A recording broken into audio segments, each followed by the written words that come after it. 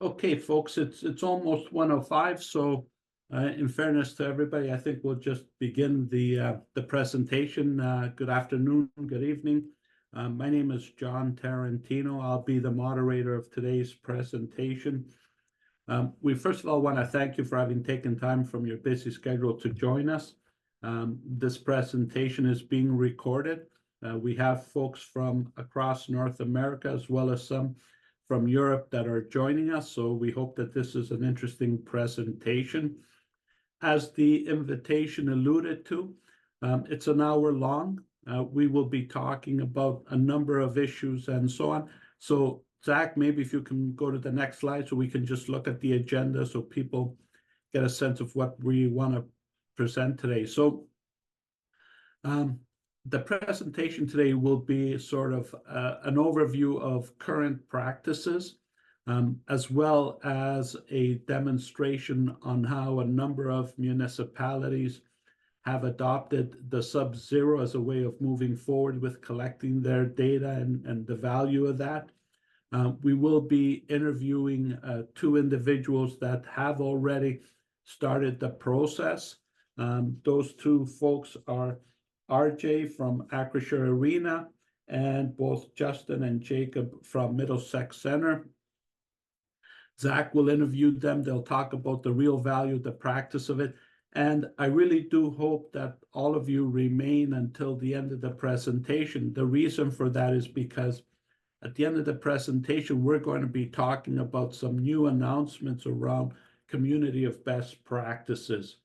The value of participating in that community, the organizations that are sponsoring that community, the value that will come back to you through the adoption of the Sub-Zero software, and the data, the validation, the efficiencies that will be collected and that will be shared with each and every one of those participants.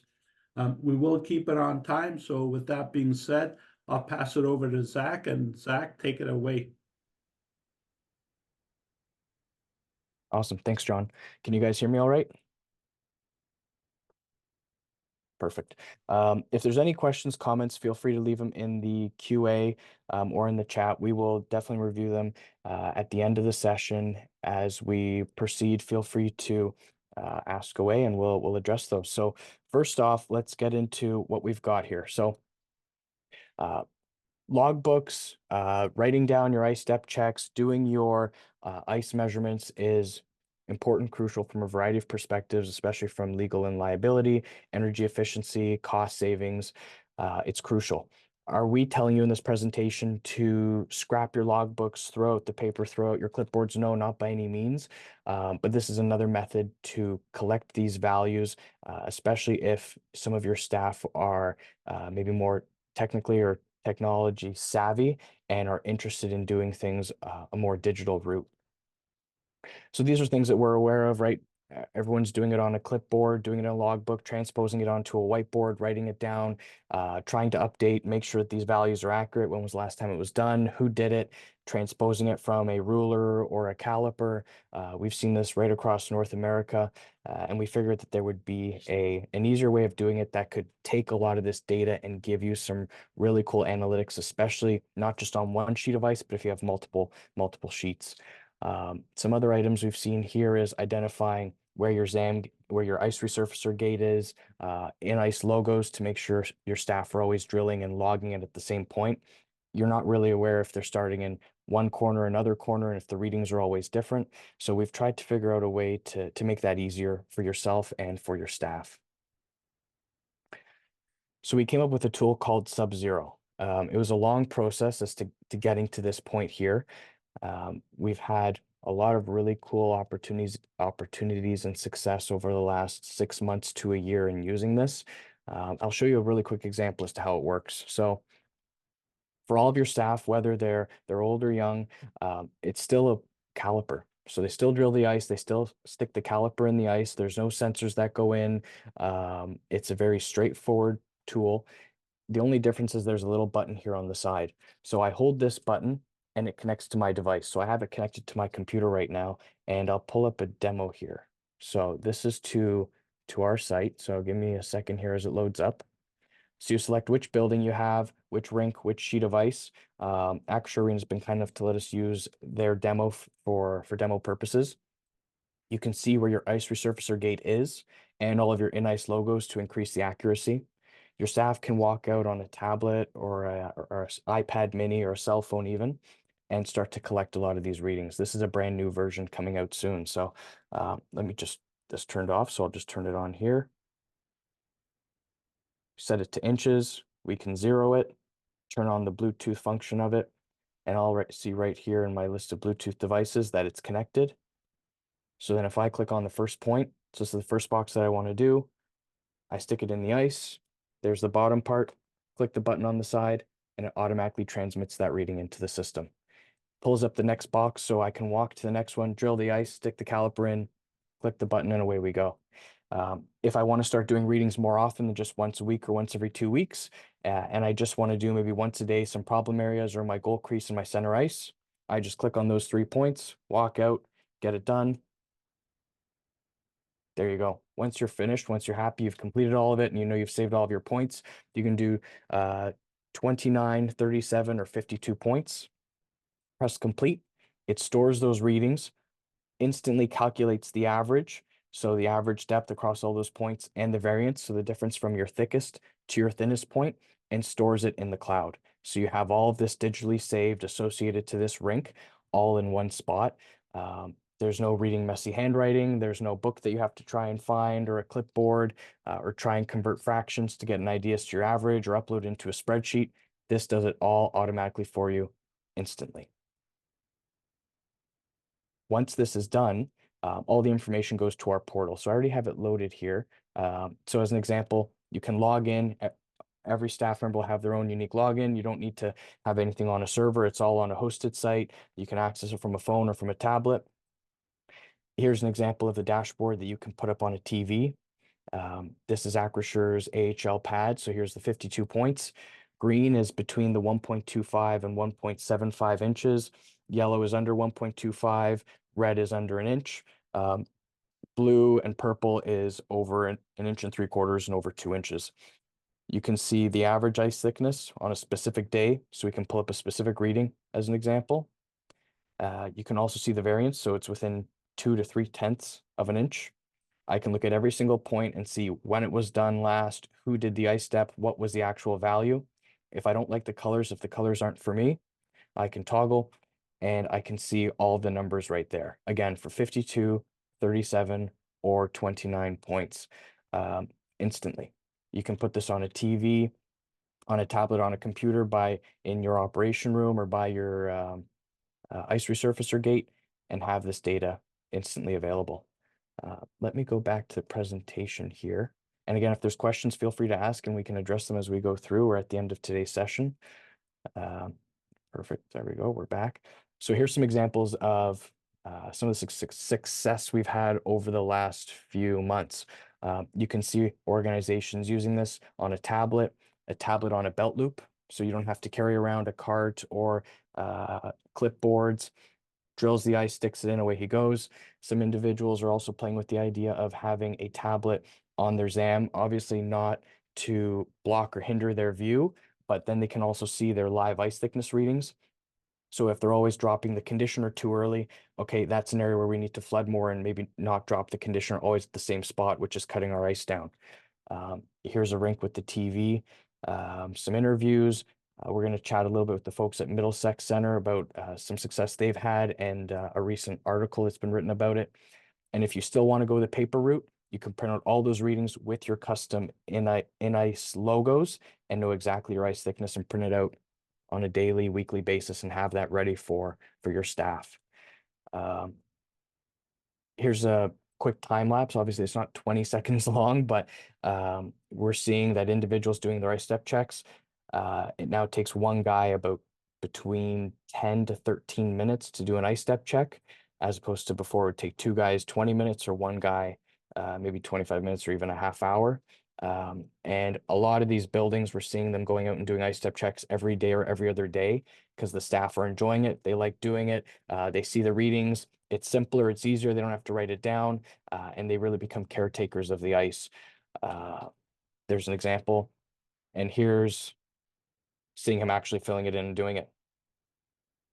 And it just transmits to the system instantly.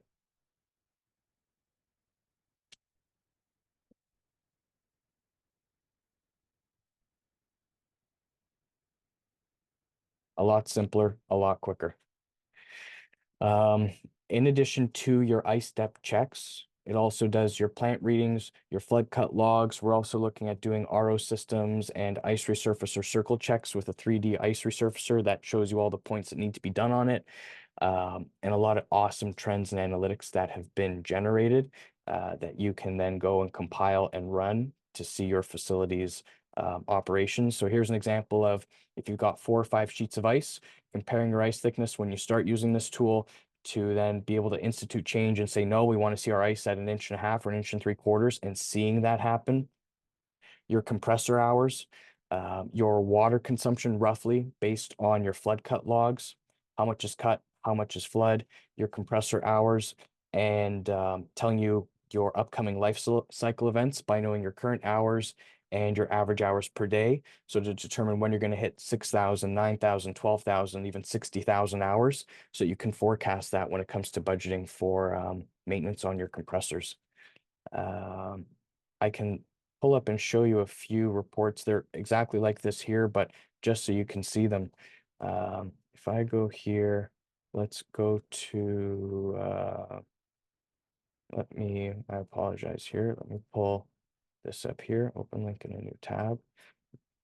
So if I do average depth report, so here's one. So this is for Acrisure Arena, which we're going to get to chat with RJ in a minute here. If I want to see 29 points from, and this will also allow you to go back and validate, okay, is our data accurate? Have we made mistakes? Is there an outlier? Whereas just on paper, you might not notice it. So here you go. His ice thickness is within 0.3 of an inch. And you can see he started using it January 1st and how he's able to monitor his ice thickness. And he can layer various sheets of ice on top of each one if you've got 4 or 5 sheets or across multiple buildings to see the performance. We've got data on over 100 rinks across North America now, and you can run those performance trends. Let me also do another one here. Compressor, I believe this is a new one that we have. If I go to B, and if I go from April 1st until today, let's see. Awesome. So we're going to chat with RJ and see how he's been putting in his plant readings digitally. They still do it on paper, I believe, and you still log it every 2 hours. But when you put it even just once a day or once a week into this tool, it can give you some cool trends to then compare with your ice thickness, with the amount of programs you've had,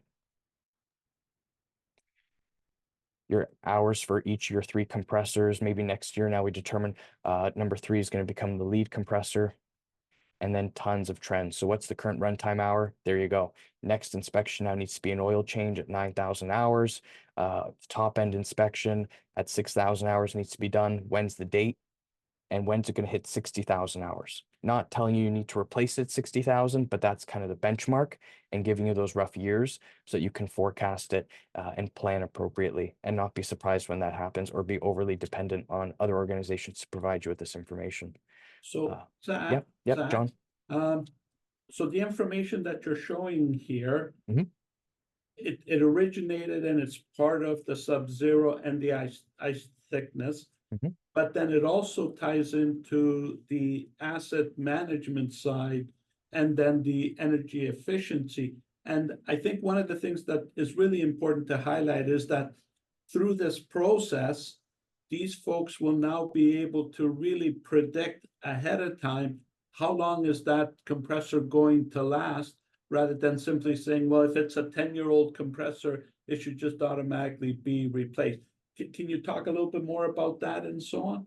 Yeah, so by knowing the current run times and the more data they put in here, the more accurate and the more valuable this is. So knowing the average hours per day, like if we look at this really quickly, compressor 3 has 1,500 hours less than compressor 1, but when it's operating, it's running the most out of the 3 compressors. And as you can see here, technically still it's 1,500 hours behind, but to hit 60,000 hours, it's going to be like a month or two after compressor one, because that extra little bit of time over that 10, 15 years catches up. So if I'm just looking at this, I might say, oh, we don't need to budget for this until 2042. But having this data just makes it a lot simpler and easier to come up with those decisions and present to boards, directors, councils, whoever needs that information, or who might struggle in understanding why we're doing this or why we need to invest these dollars into these assets. And would you agree also that the upcoming life cycle event is going to allow these folks to better identify ahead of time and budget exactly how much money needs to be put in place? Because it's not always the same inspection or the same work that's done year over year. Yeah, so as you see here, compressor one, a top end inspection is near to be done or should be done around this point in time. So next is, okay, we've done that, we've dealt with that. Now, when does the oil change need to be done? That's in the next 3,000 hours based on how much it's being used. When are we going to hit that? Beyond just guessing, okay, an average of 8 hours per day, roughly. In the summer, it might be running more than 8 hours per day, and we'll reach that life cycle goal a lot quicker.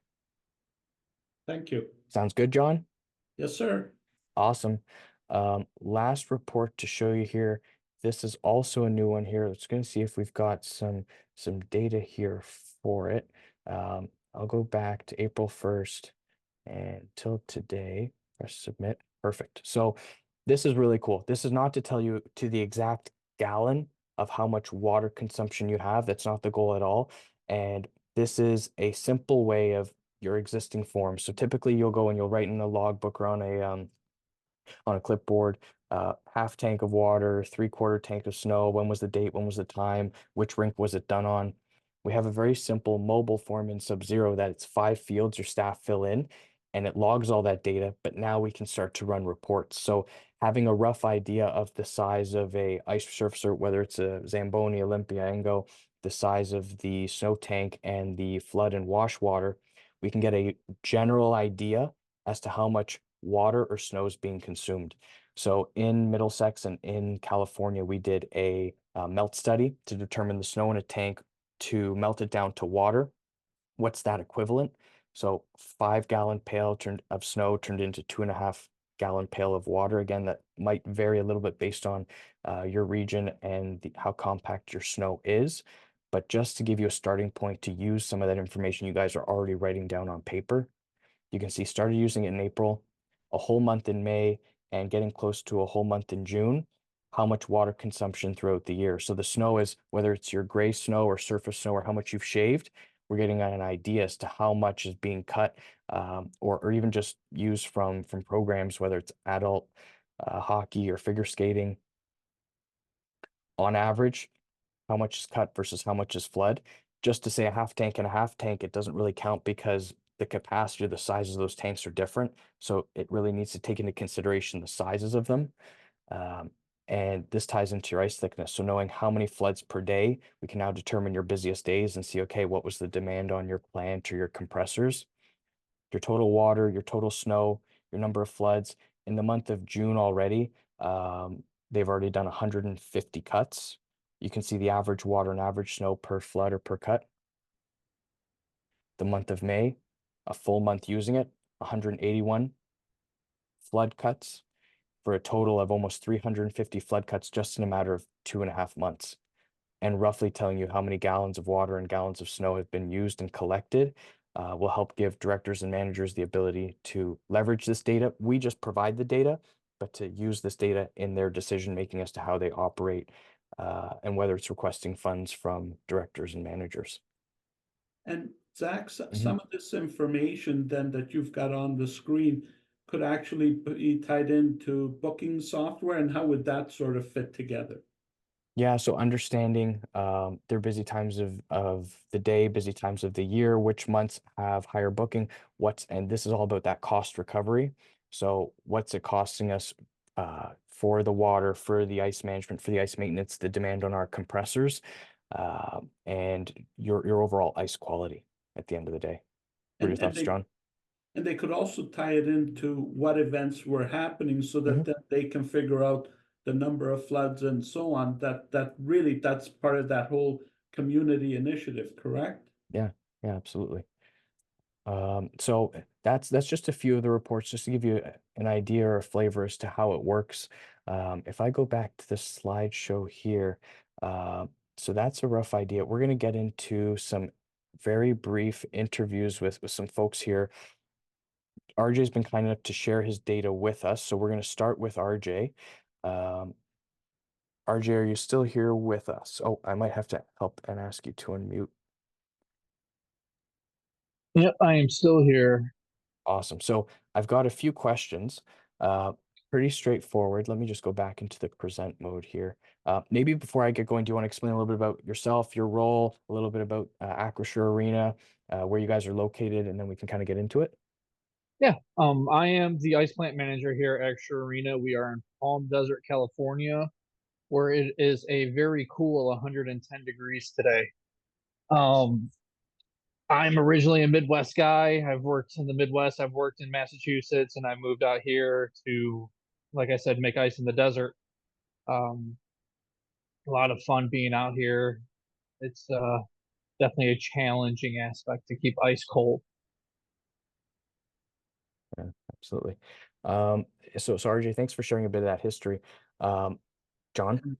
Yeah, and I was going to say, I think we'd like to thank RJ for having invited us down there and have got us spend an evening with him and watch the game down there. And I got to tell you, RJ, that is a phenomenal rink. And for those of you who haven't seen it, it probably equates to anything that's as good in some of the NHL arenas around North America. So, RJ, just wanted to say thank you for that. Thank you. Absolutely. You guys are welcome anytime you want to come down. You know, Awesome. we just had our last games on our main rink here last week, and the Bears, even though they beat us, said our ice was probably the best ice they played on all season. So Phenomenal compliment. very good. Yeah. So let's get into three or four of these questions. Just to again round it out here. What did you guys previously use, whether at Acrisure or at previous arenas? What have you used to manage your ice steps, and so on? Yeah, it's always been a paper, right? Just print off a bunch of copies of an ice step sheet and go out and fill them out every day, and then store them basically. And then if I ever want to go back and look at trends, I just have to go through papers and find the trends out that way. It's a big hassle, especially keeping everything in order and making sure it gets done properly and placed properly and keeping the papers dry. That's a big factor right there. Yeah, absolutely. And reading handwriting too is huge. Right, right. So how did you hear about Sub-Zero, and what made you kind of like just jump on right from the second you heard of it? Yeah, so actually I heard about you guys long before I jumped on and didn't quite do my research. And then I got on that webinar uh last year. I forget who did it. I December, think it yeah. was US Hockey. Yeah. Did that and heard you guys talk, and I was sold. You know, it was basically the research I've been wanting to do. You guys answered every question and everything you said I liked. I enjoy no longer using paper. Awesome. And what are some of the benefits you've seen from using Sub-Zero? You mentioned a little bit about the Bears, mentioning the ice quality.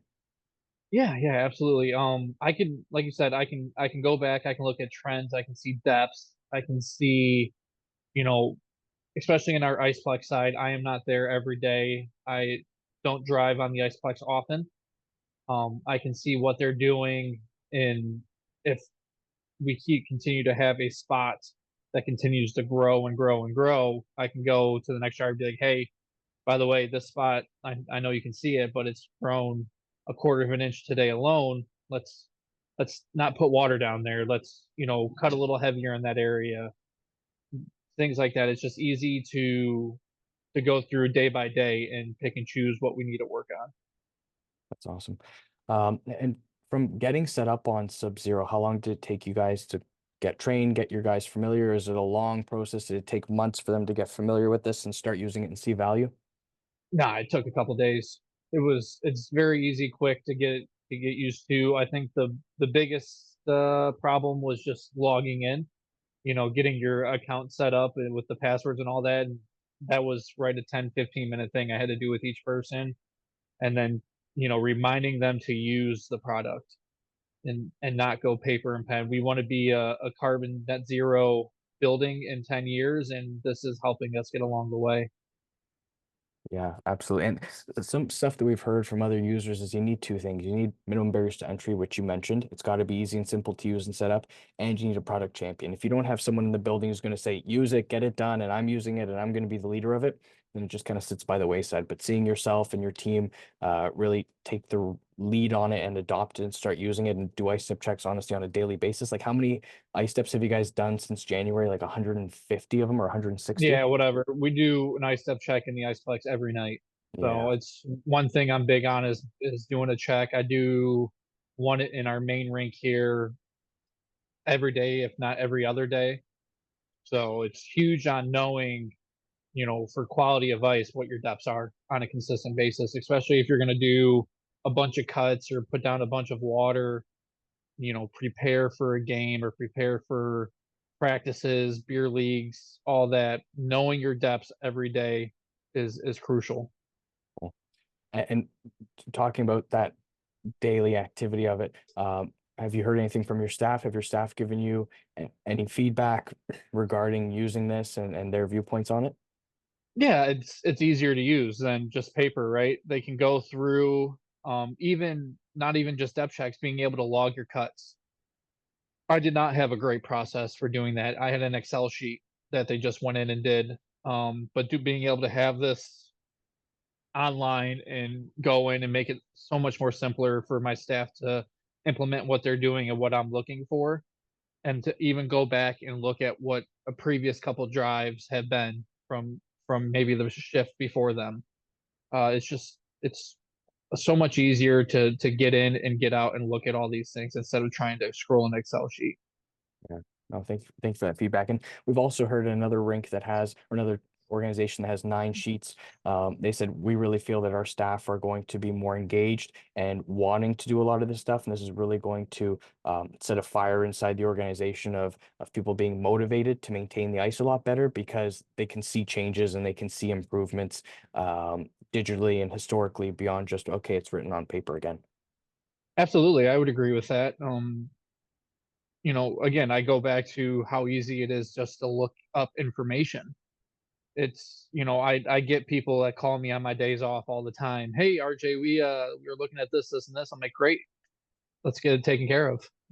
They're seeing the changes and all that stuff that, it's special here in the desert. I've got 8 out of my 10 drivers have never seen or touched a Zamboni before.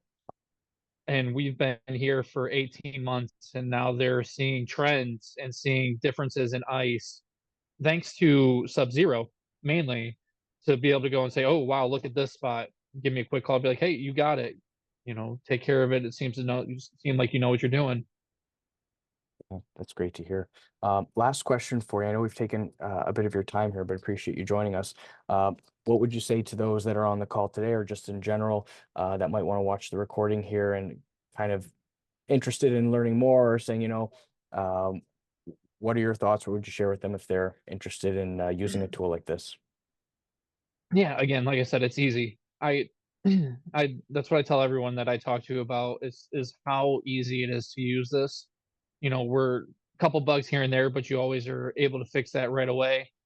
Um, I'm looking at my rink right now, actually, and it's sad it's coming out in 2 days because I don't get to play with it anymore. Mm, But it's fun. It definitely empowers the employee to do more work with it. Like you said, people use it, they become more willing to do a depth check, more willing to log their cuts. And me myself, I was always really bad about logging my cut just because I'm running, but now I can just take my phone, know what I did, and go through as I'm trying to do my next thing and log my cut. So it's a great tool, especially in a rink, and I'm able to go to my managers and VPs and show them what we've got going on in the rink and make them happy. Thanks for the kind words, RJ. Anything else you want to add, or we're good to go? I think I'm good here. Awesome. Thanks for joining us. Really appreciate it. Yeah, thank you. Awesome. Zach, we're starting to get some questions, so I just want to make sure that people know that we are receiving questions and we will answer them after this next interview. I believe, Zach, we can do that. Yeah, absolutely. All right, I'll pass it back to you. Awesome. Folks from Middlesex, you ready to go? Justin, Jacob? Yes, yep. I Aw- can speak. I know Jacob, it's his day off today, and he joined us. He is on a trip, getting ready to head overseas. So if there's too much background noise, he's giving me some answers to some of the questions. Okay, awesome. And just to clarify for everyone, so we want to give you guys a different flavor of various organizations. We were hoping to get one of our NHL buildings on today, but with all the ice being out and folks being able to take a little bit of time off, just didn't line up with their schedules. But we got RJ, which was also great from a AHL, but a community rink, and where the majority of rinks is all in the municipality or in the community rinks where people are coming in every day. You've got 10 to 15 cuts a day. You've got multiple buildings, multiple sheets of ice. Justin Fidler and his team over at Middlesex over the last few years have always, well, for a number of years, have been spearheading initiatives to push things forward, and they've been early adopters in a variety of tools, which I'll let Justin speak about.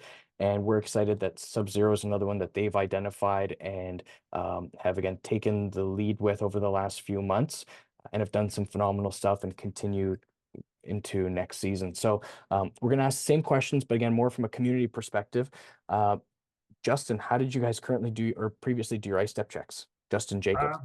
Very similar to RJ, and the paper and clipboard went out typically onto a cart and wheeled it around. And upon completion, if it was legible, I do have some operators that handwriting is they'd make a great pharmacist in some of their prescriptions. But it was always a challenge how many coffee cups sat on top of the sheet of paper before it got put into the binder. And where, if it made it into the binder, it was maybe used for a post-it note somewhere along the line. So that paper copy maybe had a 80% chance of getting filed properly 3 or 4 days after the ice measurements were done, and then the coffee stains just went along with it. So for me as a manager, wanting to complete those trends or the just to do a review, it was always a challenge. And not one that we could overcome easily. And then just upon some review, we were able to started talking with Zach and the team there, and it was kind of hitting the market that I wanted to see, and myself having access to it at any given time, getting rid of the paper copies, getting rid of the illegible handwriting, and making it easier for the operators. So that's where we got into the Sub-Zero, and glad we did. Awesome. And that leads nicely into how did you guys hear about it and start, and what made you guys want to say, okay, let's do it, let's sign up and let's start using it? Essentially, Zach, I think it was a just a phone call to you about 6 months ago, 7 months ago. Start with an email, and within a week, I think we had pretty much started the process. And within a couple weeks, we had the operator, the back end platform already done with email addresses all set up and the profiles, and then we're able to do that. And within 4 weeks, I believe we had our first webinar online session with you for a training. And within 5 weeks, we were live, and Jacob and the team were out there using it consistently. Wow. So is it reasonable to say that from initial reach out all the way to your guys setting it up 4 to 5 weeks and you're good to go? It was less than a month, yeah, and that included the full training session with all the operators, and that was multiple times back and forth to get the with our 3 ice pads, get them set up with the just on the online portion, in the sense of getting the Zamboni gate in the right place, a bit players benches in the right place. I know you and I went back and forth numerous times a Friday afternoon at 5 o'clock for one of them, and we were able to get it set up. I'm it's not often you say perfect, but it worked out great and in a perfect correlation to how our ice rinks are laid out. Yeah, that's awesome. And there's a lot of tools out there where you need weeks and months and years to really set up and get value out of it. From I'd say your first day of using it with your first ice step check, how long did it take for you guys to say, wow, okay, we can do trends, we can do reports, we can get value out of it, we can see stuff. How long does that take to see that Uh, return? Yeah, I'm going to say essentially the first one. I believe Jacob was one of the first ones to do the initial reports. And within him walking off the ice, I was able to log in and see the report live. And I was able to, that's exactly what I was looking for. So that as soon as that first report was live, that proved to me the benefit right then and there. I love it. Awesome. I know we spoke a bit about Jacob. So Jacob and the other staff members, what was their thoughts? How's their adoption been of it? Have they been adverse to it, or how do they feel? Everyone bought into it, knowing the challenge to get out there and writing on clipboard, paper, etc. We do have. I will be the first one to admit we are a community rink, so we do have some 30-year veterans, and we do have some 5-year veterans such as Jacob. So traditionally, in the past, as you brought in new software platforms or new technology, the 30-year veterans were usually the most reluctant to adapt, but this one has been an easy transition for all, from the seasoned veteran to the rookie. They've all bought in just due to the ease of use. It's not yeah, you're still doing the drilling. Everybody can use a drill, but and I'm gonna also say with the caliper, we do have some of our rookie operators that they have not been brought up in the era of being able to read quarter inch, eighth of an inch, 16th of an inch. You know what? The calipers do all the math and adding for you, so it eliminates the guesswork of the 16 spaces between the 1 and the 2 on the tape measure. No, I'll be guilty of that too. I find it difficult as well. So anything to make it easier, right? Yeah. Awesome. And then what benefits have you guys seen? Maybe some stories you've had, or just overall ice levels that's kind of been different from Sub-Zero. Yeah. Yeah, this is just another, I'm going to say another tool in our ice maker's toolbox. We have invested heavily for a small municipality, a community rink, as Zach was alluding to earlier. We have gone the ways of the level ice system. We've gone the ways of the fast ice system. So traditionally, you don't see that in a lot of municipal or smaller municipal rinks. So the Sub-Zero was just the next option, and it was just it had to add to the toolbox. We've been able to realize some time savings for the operator on the ice, and at the same time, I can't say is it helped us achieve a more consistent sheet of ice, but what it did do is help reaffirm the work, the edging processes that we're doing, the ice cuts that we're doing. It has allowed us to view the trends and identify. We always knew we had a couple problematic areas on the ice surface, but here, using the Sub-Zero, it allowed us to track those problematic areas and see what's going on on a daily basis, on a weekly basis, on a monthly basis, and are those areas reacting to the and making sense with the maintenance work that we're putting into those areas. So that has been a time saver for us. Cost savings, you know what? We are able to get a better handle on the ice thickness across the board on a more consistent basis, and we can adjust the level ice controller on the ice resurfacer to accommodate or accept that, and being able to religiously keep the ice at a thickness that is going to provide us the best quality ice and see the most efficiencies on the refrigeration equipment. That's awesome. So then bringing this all together, I know people always ask, okay, well, it comes down to the cost of this. What's the cost? Is Sub-Zero a crazy expensive tool that requires tons of budgeting and quotes and need to be done? Or how easy is the process to get signed up on it from what you guys experienced? It was pretty easy for us in the sense of, yes, it may seem like a significant cost right up front, which it isn't though. You know what? I looked at it, if I could save, if we're doing ISEP checks twice a week and I'm able to save 15 to 20 minutes to half an hour per week over the course of, we run our two of our pads are year round and our other pad 6 months. So if I'm able to save 4 or 5 hours a week of time, or 4 or 5 hours a month, that allows us to get additional work done in the stands, changing light bulbs, painting, whatever.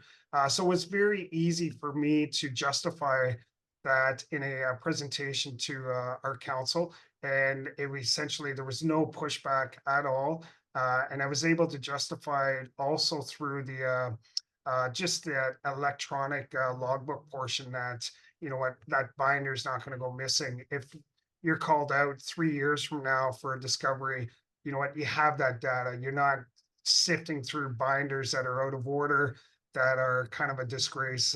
So very, very easy to justify for my operation. Awesome. Last question for you. Same thing I asked RJ. What would you say to those that are considering or interested in learning more about Sub-Zero or taking the leap? You know what? Um, I just for a conclusion note there, and that kind of covers everything. The operations team at the Municipality Middlesex Center have been impressed with the introduction of the Sub-Zero software to their ice maintenance toolbox. With the integrated online ice step screen and the Bluetooth calibers for measuring, it has led to both time savings and greater accuracy. No longer is the operations team filing the paper copies, but they're easy to find and all online. So I encourage everyone to at least go through the process of having the online demo. You know what, if you do not have the if you don't think you have the funding or availability, reach out. I could you know, give a couple tidbits that I had used for my council discussion, and just the on the cost savings, the efficiencies, and the legal issues as part of it. But I encourage everyone to at least go through the process of us getting the demo done, and then not making a decision until they see the benefits coming out of the demo. Phenomenal. Thank you so much for your time, Justin.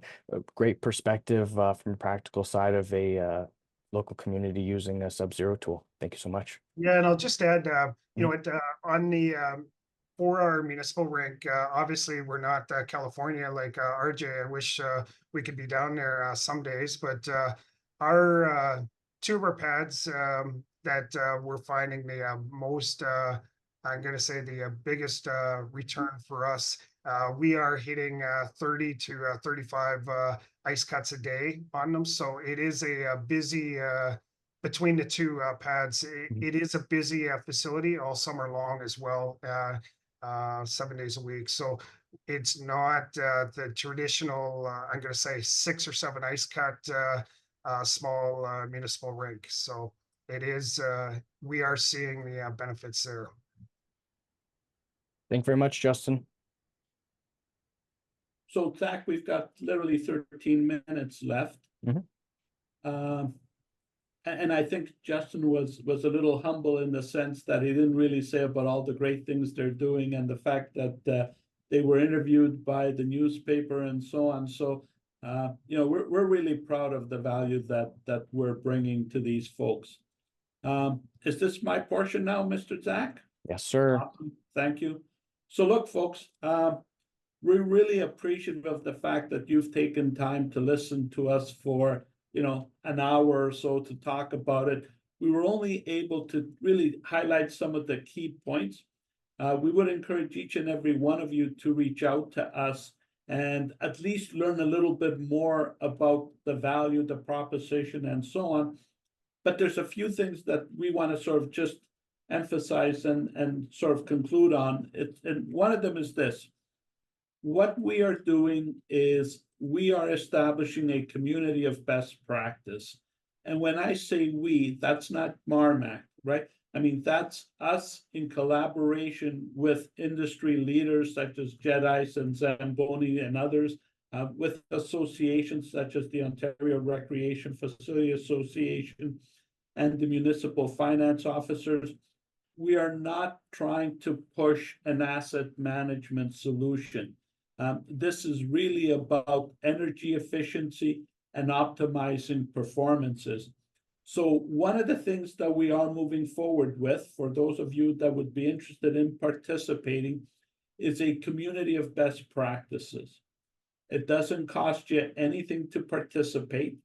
The data would all be warehoused in the Sub-Zero, and that information then would be filtered back on an ongoing basis as to the proper efficiency and the proper optimization. And so that allows us to establish benchmarks. And that information that I'm alluding to, which would be of no cost, is really part of belonging to an initiative that is taking place with the Toronto University, Metropolitan Toronto University, that Jedice is involved with. It's all about how can we optimize the efficiency. And by collaborating, we can then also establish standards and benchmarks to better help you. So thank you very much for that. Thank you for joining us. Zach, there are 2 questions. I'm not sure if you can access those questions and provide some feedback. Sure. So before we do that, do we want to chat a bit about Chad and Justin, why they're here as well? Sure. Okay. So Chad, Justin, if you guys want to unmute, you're more than welcome to. But we've also established partnerships with these 2 folks in their respective organizations.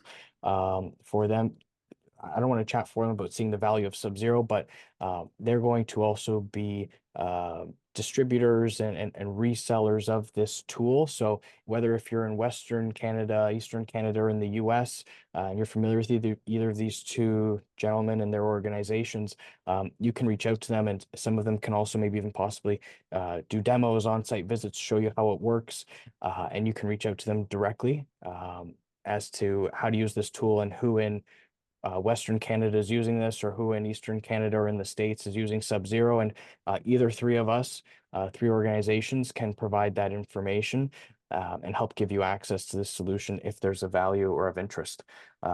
Justin, Chad, you guys have anything you want to add? Just the fact that I'm happy to help promote such a innovative tool and help bring the old, like the other guy said, the pen and paper with the coffee stains on it. Put those away for safekeeping and have a little bit more efficient way of keeping tabs on things. Yeah, absolutely. Thank you very much, Chad. Justin? Very similar to Chad. I like this product. It so clearly addresses a need in the industry. It's easy to understand how it works. The price point is very, very appealing. I've always been a big fan of the old saying that if it can't be measured, it can't be managed. And I think Sub-Zero kind of offers a lot of benefit to facilities for sure. So I'm excited to see this product grow and spread out across Canada, North America, and Europe. Awesome. Thank you very much. So thanks, guys. So we've got 3 questions here, and if anybody else has any questions, feel free to add them in here. So first off, the first one I think I understand is regards to the floor, like the concrete floor, the levelness of it. So in that first version we had with the caliper, we are augmenting that to also do a floor evaluation. So starting at 0, 0, and are you up by a 1/4 inch, 1/2 inch at all those points that you drill. So then not only can we see the thickness of your ice, but also the levelness of your ice in comparison to your floor. And we're also going to use that function to do your surface temperatures. So at those certain points, where am I going out? Whether you do it at a community rink or in a sports venue, and you're getting surface temperatures, tracking the with an IR gun, grabbing that and storing that at those various points that you get that information. That same data can be used. And let's see here. Did the software also include a point cloud map? I'm not sure what a point cloud map means. If you want to clarify, I'm happy to address that. Can the product easily be converted to European measurements such as centimeters, millimeters? Yes. So the caliper has two functions. It's got inches and millimeters. So we just default to inches, but you just click a button and it switches to millimeters. It'll log it in the system. We would just have to provide a toggle for you to determine if your reading is in inches or in centimeters, and it can be converted and done the same way. And that's part of the innovation that can be done when being used in the European market, which shouldn't be an issue. Okay, awesome. Will there be a shareable video of this presentation I can share with my board of directors? Absolutely. So this whole session is being recorded. We're going to put it on our playlist. We will provide the link to everyone that's registered. So whether you're able to make it today or not, and you can review this at your own leisure.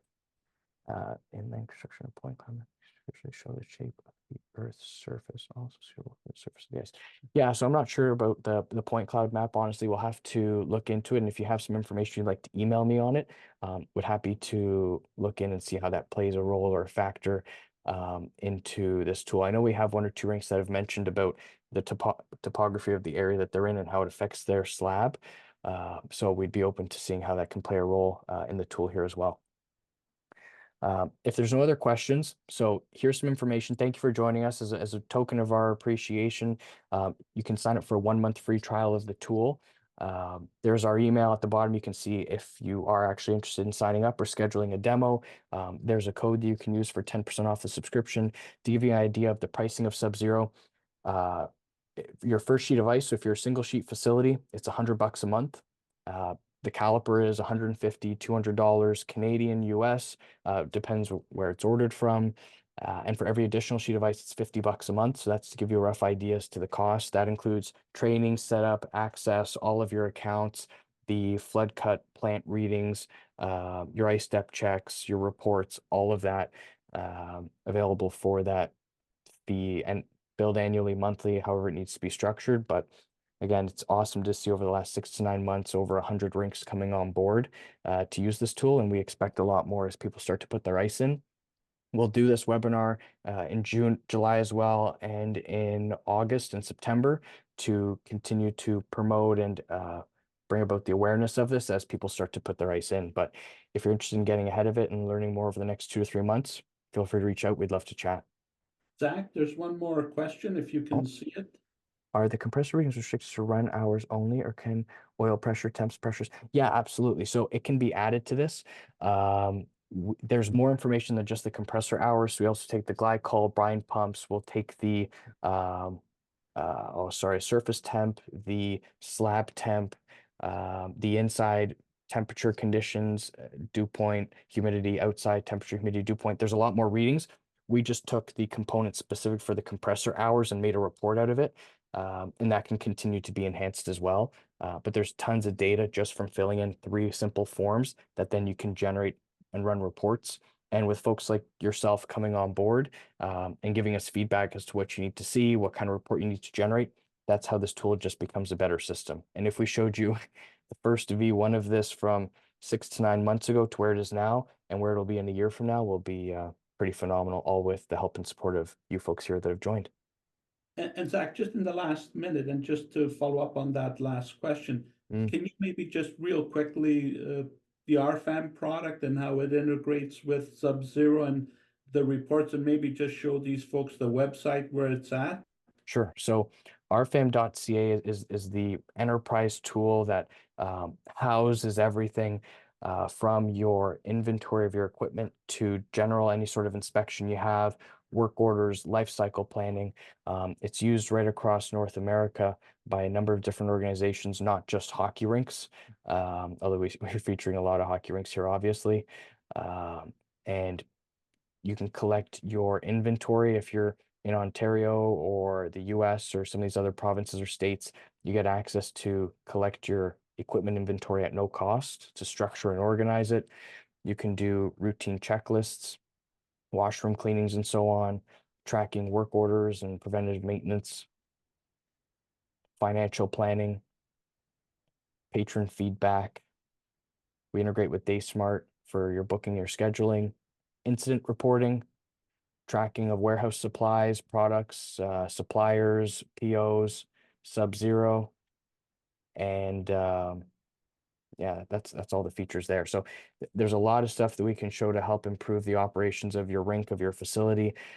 If you have an hour over the next few weeks or months, we'd love to show you a little bit more specific for your needs. Zach, Scott has an additional question at the end. Okay. Does RFAM come? Yes, great question, Scott. So any purchase of a RFAM subscription Sub-Zero comes included. So whether you purchase, it's going to take a second to load here, whether you purchase the base, the core, the enterprise, Sub-Zero is included for all the sheets of ice that you have. So it's a new tool, and it's a way of showing what you've got.